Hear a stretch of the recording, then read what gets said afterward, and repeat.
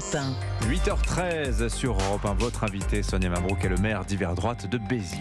Bienvenue sur Europe 1 et bonjour Robert Ménard. Bonjour. Emmanuel Macron reçoit donc tout à l'heure 220 maires de communes victimes des violences des derniers jours. Vous faites partie de cette délégation. Robert Ménard, au-delà des mots de soutien après l'attaque du domicile du maire de La Île-et-Rose, qu'attendez-vous comme réponse concrète et tangible et qu'allez-vous dire au président de la République ?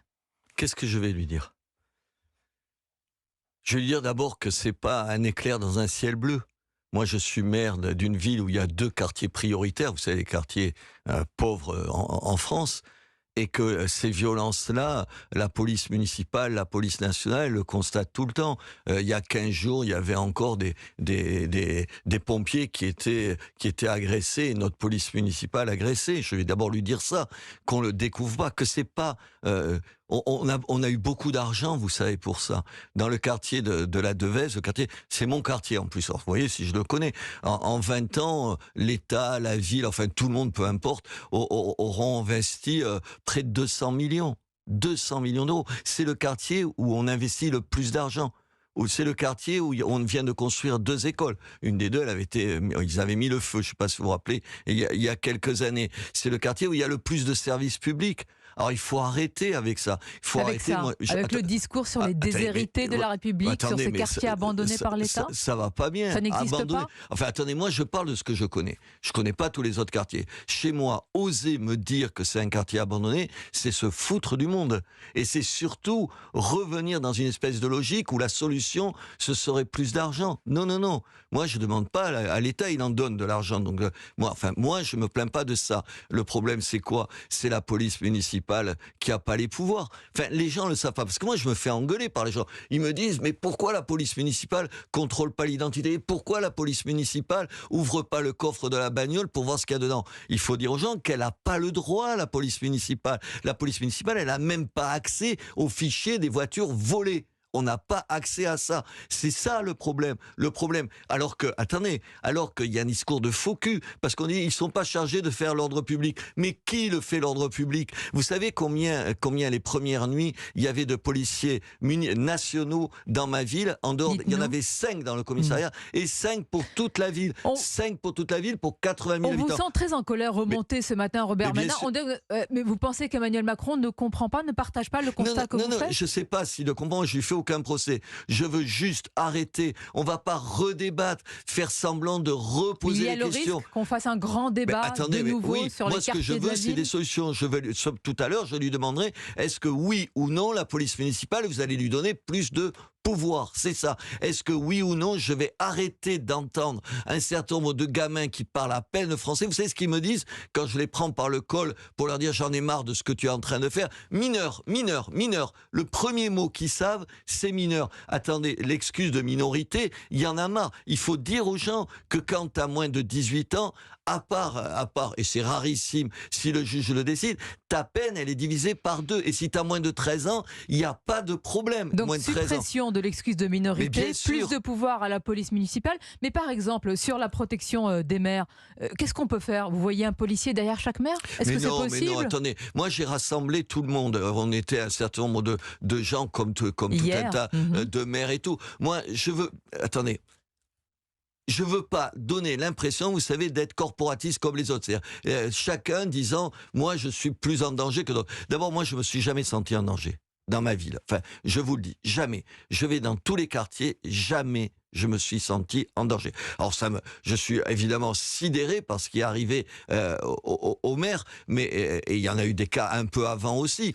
Mais je crois pas que ce soit le problème. Moi, je demande pas un gilet pare-balles, une surveillance. Moi, dans ma ville, je ne veux pas de surveillance personnelle, parce que l'idée, ça va vous paraître stupide, mais l'idée dans ma propre ville d'être protégé, je n'arrive pas à m'y faire. Mais vous n'avez pas eu votre domicile en partie incendié, attaqué par une voiture bélier, votre femme, vos enfants, Robert Ménard. Donc, que fait-on quand l'intégrité physique est en cause pour ces élus ? Bien sûr qu'il faut le protéger. Mais vous dites qu'on ne peut pas protéger des centaines et des milliers de maires. Moi, il y a eu des gens pendant le Covid, ensuite pendant la retraite, qui sont venus protester en bas de chez moi, parce que là encore, j'entendais quelqu'un. Dans une ville moyenne comme chez moi, tout le monde sait où j'habite. Tout le monde sait où j'habite. Enfin, je n'ai jamais caché. Non, je crois que oui, il faut protéger les maires, mais il ne faut pas croire que c'est le problème. Le problème, c'est pas ça. C'est quoi le problème? Le problème, c'est qu'une partie... Quel est le mot qui n'est pas prononcé? Mais attendez, le problème, c'est que dans tous ces quartiers, enfin, chez moi en tout cas, et je crains que ce soit ailleurs, le problème, c'est une immigration massive qu'on ne contrôle pas. Vous avez vu le nombre de débats, d'heures de débats sur les médias, sans que le mot immigration soit prononcé? Moi, je pense pas, je suis pas de ceux qui pensent qu'on peut demain faire une immigration zéro, je n'y crois pas un instant. Mais il faut la contrôler, cette immigration. Nous, arrive dans ma ville, en plus c'est le sud, vous savez, il y a... je sais pas combien, dans mon agglomération, il doit y avoir 1 millier d'habitants chaque année de plus. Mais une bonne partie, c'est issu de l'immigration. Et je n'y arrive plus, donc madame. On n'y arrive plus. On vous entend, monsieur le maire, ce matin, et vous faites donc une lecture à la fois culturelle, identitaire de ces émeutes et violences des derniers jours. Attendez, bien sûr, il y a un certain nombre de gens, je vois, enfin, c'est des gamins, alors c'est des abrutis pour un certain nombre d'entre eux, disons-le, mais... Un, ils se sentent pas français. Deux, ils détestent la France. C'est quand même incroyable. Une France, quand même. Vous pouvez gueuler avec la France, dire tout ce que tu veux, mais l'école y est gratuite, madame. Moi, j'étais le patron de Reporters sans frontières pendant 20 ans. J'ai voyagé pendant 20 ans. Dites-moi un certain nombre de pays où l'école est gratuite, où la santé est gratuite, où le logement est quasi gratuit. Je suis le président de l'office des HLM. Il y a des gens qui payent 30 €, vous savez, réellement de loyer, parce que le reste, c'est la CAF qui le prend en charge. Enfin, attendez, il faut au moins dire ça aux gens. Et malgré ça, alors c'est pas la population du quartier, mais il y a 5%, 10% de gens qui sont prêts à mettre le feu au pays. Et surtout les autres. Vous savez ce qui me tue le plus, c'est que les gens de ce quartier, encore une fois, c'est mon quartier. Vous en avez pas un pour aller dénoncer ces gens-là. Dénoncer? Mais attendez, mais madame... Vous appelez les habitants à aller dénoncer mais qu'est-ce que vous voulez faire, les violences, exactions Qu'est-ce que vous voulez faire quand vous avez 50 gamins qui sont habillés de noir, qui rentrent à 3h ou 4h du matin, qui puent l'essence parce que pour un certain nombre, ils ont mis le feu, et il n'y a personne pour nous dire c'est celui-là ou celui-là. Je parle même pas des parents qui devraient le faire. C'est quand même ça la réalité. Attendez, Robert Ménard, vous appelez très concrètement les habitants de votre commune à dénoncer en particulier les enfants, si je puis dire, impliqués dans les violences. Donc, vous dites système de dénonciation légitime. Mais attendez, pas de délation à tout va? Attendez, la dénonciation, enfin, bien sûr. Enfin, quand des gens se comportent mal, vous dites rien, vous. Donc, si on ne dénonce pas, on devient complice, si je vous comprends bien. On est complice. Il y a une partie des gens qui refusent de dire ce qui se passe alors qu'ils le savent. Moi, à la Devèze, un certain nombre de gens savent pertinemment. À Devèze, c'est toujours ce quartier que je cite. Mais pourquoi ils ne parlent pas? Vous ne croyez pas qu'ils peuvent aussi avoir peur des violences, des exactions même, ou alors ils sont complices? Par peur, par solidarité communautaire. Par solidarité communautaire. Les deux. Il y a la peur et la solidarité. Alors, c'est comme la poule et l'œuf. Je ne sais pas lequel. Mais bien sûr qu'il y a des gens. Mais moi, je me rappelle avoir reçu une dame qui faisait tout un discours républicain. Et je reçois tous les mercredis les gens et à qui je demandais, parce qu'elle était voilée. Et à la fin, je lui disais, mais pourquoi vous portez un voile? Mais elle me dit, parce que je me fais traiter de salope dans telle rue de Béziers. Parce que mon mari a honte de moi si je ne suis pas voilée. Donc elle se protège par le voile. Elle se protège par le voile. Et d'autres se protègent par le silence. Mais il ne faut plus. Écoutez, moi je vais vous dire quelque chose. Je vous disais tout à l'heure, on a organisé comme tout un tas de maires, lundi à midi, un rassemblement. Donc je pris la parole. Les minorités visibles, comme on dit pudiquement, mais il n'y avait personne. Vous voulez dire qu'ils ne sont pas là en soutien de ce qui se passe au maire? Robert Ménard, à chaque fois on oppose la même chose. C'est à vue d'œil que vous savez qui est présent, qui n'est pas présent, et que vous pouvez savoir ce qui se passe dans les cœurs et les reins de chacun. Cet argument, je le laisse à qui vous voulez. Attendez, dans le quartier de la Devèze, 60% des femmes sont voilées. Il y avait une femme voilée lundi, aucune. Pourquoi? Parce que je pense qu'elles ont peur de se faire montrer du doigt en disant « Regarde avec qui elle est », comme s'il fallait choisir son camp. Écoutez, moi je me bats tous les jours pour ces quartiers-là. Je me bats pour avoir de l'argent, je me bats pour les entretenir, je me bats pour que la police y soit. On vient de construire 2 écoles, j'ai construit une école internationale bilingue pour que des gens aient envie de venir dans ce quartier. Et si cette école, s'il n'y avait pas eu la police jeudi soir, cette école, ils y foutaient le feu, madame. Bien justement, qu'est-ce qu'on fait maintenant? Parce que monsieur le maire, dans d'autres communes et aussi la vôtre, il y a d'importants dégâts. Le patron du MEDEF dans le journal Le Parisien a fait un peu le décompte, et c'est affligeant, de la liste des commerces attaqués, et parle de plus d'1 milliard de coûts des dégâts pour les entreprises. Alors qu'est-ce que vous dites? Pilleurs-payeurs? Attendez, moi je vous dis d'abord que j'ai fait établir qu'est-ce que ce serait dans ce quartier pour les... Attendez, je ne parle pas des commerces privés, juste pour les bâtiments publics. Là, tout de suite, il faut sortir 750 000 euros. Mais qui va payer? Tout le monde, tous les Biterrois? Qui vous voulez qui paye?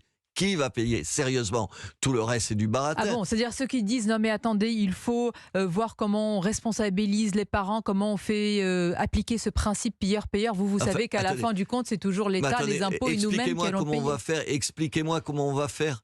Comment on va faire? Il y a tout un tas de gens qui n'ont pas un rond, évidemment, dans ces quartiers, mais un certain nombre de gens ont de l'argent, ça s'appelle le trafic de drogue. Et vous allez leur demander quoi? Vous allez leur chercher de l'argent, vous allez dire qu'ils vont payer. Dans ma ville, il y a en tout et pour tout 30% de gens qui payent les impôts locaux, 70% ne les payent pas. Pas parce qu'ils tournent, parce qu'ils sont trop pauvres, c'est ça la réalité dans ces quartiers aussi. Vous allez les faire payer comment? Moi, je veux bien toutes les paroles en l'air, tous les discours. Moi, je me coltine tous les jours des situations où j'essaie de trouver des réponses. Et pour revenir sur ce que vous disiez, ce que j'attends du chef de l'État, c'est qu'il me dise qu'est-ce qu'il va faire.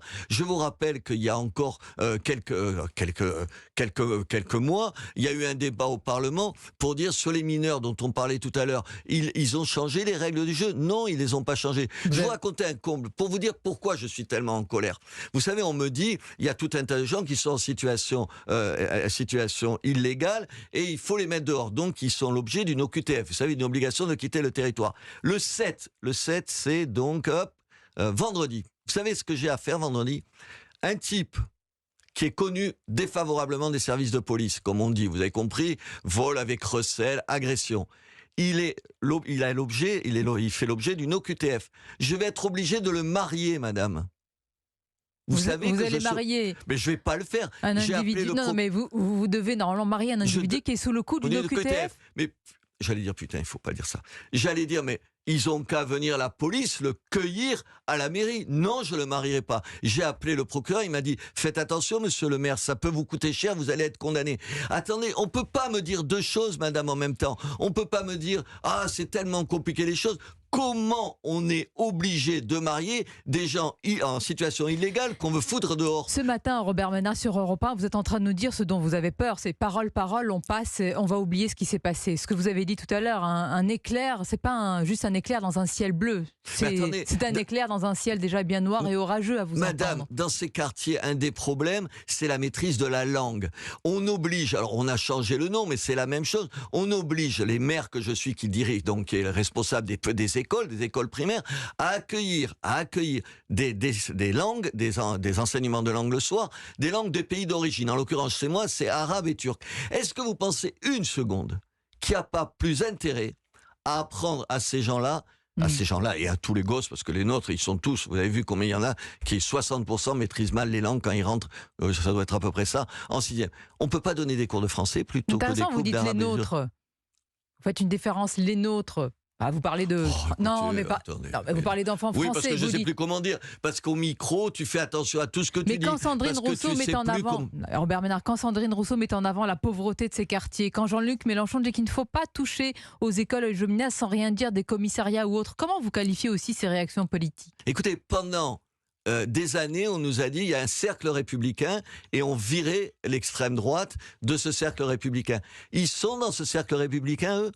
Qui va oser le dire? Qui va oser dire que ces gens-là, ils sont plus républicains? Quand on n'appelle pas au calme, ou d'abord qu'on appelle au calme en disant il faut pas détruire ceci et ceci. Oh, les mairies, c'était pas son souci. À Monsieur Mélenchon, qu'est-ce que vous faites? Qu'est-ce qu'il a dit? Comment il s'appelle, celui qui est contre les corridas? Émeric Caron. Il dit c'est une exécution. Enfin, quand même, il est député. Moi, quand j'étais petit, je rêvais d'être député de la France. T'imagines ce que ça veut dire et tout. Et ils ne sont plus dans l'arc républicain? Eux, non. Et donc, quelles conséquences à part le dire et le dénoncer aujourd'hui? Attends, parce que il n'y a rien, il n'y a pas d'idée. Il y a juste du cynisme électoral. Ce n'est que Mais pour du quel cynisme objectif électoral. à la fin pour le pays? Quel est l'objectif de Jean-Luc Mélenchon à la fin? Mais c'est son fonds de commerce électoral. La seule chose. Mais Jean-Luc Mélenchon, il est dans une haine moi, je critique Emmanuel Macron là. Enfin, j'ai pas de haine par rapport à Emmanuel Macron. Je pense qu'à Monsieur Mélenchon, il préfère le malheur de ce pays, le chaos dans ce pays, a une bonne nouvelle pour M. Macron. Moi, vous savez ce que je souhaite que M. Macron réussisse, pas pour lui. Je souhaite pour mon pays qu'il réussisse. Pour mon pays. Simplement, tu as toute une partie de la classe politique qui se fout du pays. Pour conclure, Robert Ménard, est-ce que vous vous posez ce matin la même question qu'à la une de Libération ? Que faire de la police ? Mais c'est dégueulasse de dire ça. Mais enfin, madame, la police, elle nous protège. Oui, il y a eu ce problème avec un policier, pas avec la police. Enfin, la police, elle est là, heureusement pour les gens. Les gens, vous savez ce qu'ils me demandent ? Ils me demandent plus de police. Je n'ai jamais entendu quelqu'un, à part 3 fous furieux d'extrême gauche, me dire qu'il y avait trop de police à Béziers. Les polices, moi j'ai armé la police municipale, je lui donne des moyens que la police nationale n'a pas. Et les gens me disent il faudrait plus de police et il faudrait plus de vidéosurveillance. Oui, parce que les caméras, ça protège les gens. Mais attendez, mais il y a un discours, ils sont déconnectés. Vous allez dire à Libération, ils sont jobards, ils sont juste jobards, qui viennent dans un quartier, qui viennent y vivre 5 minutes. On verra ce qu'ils écrivent après. Un maire en colère ce matin Mais sur un maire en Europe 1, colère, tous Robert les maires Ménard. sont en colère, Bien madame. sûr, et vous faites partie de ces voix-là qui seront reçus, peut-être, écoutés ou entendus, on le verra, par Emmanuel Macron à l'Élysée tout à l'heure. Merci à vous, Robert Ménard. Merci. Merci Robert Ménard, merci Sonia Mabrouk. Le Parisien raconte que les équipes du président ont préparé un slogan pour le 14 juillet. La France sereine. Y serons-nous ? On posera la question à Benjamin Morel et Mathieu Bocoté dans le Club de la Presse Europe 1 dans 10 minutes.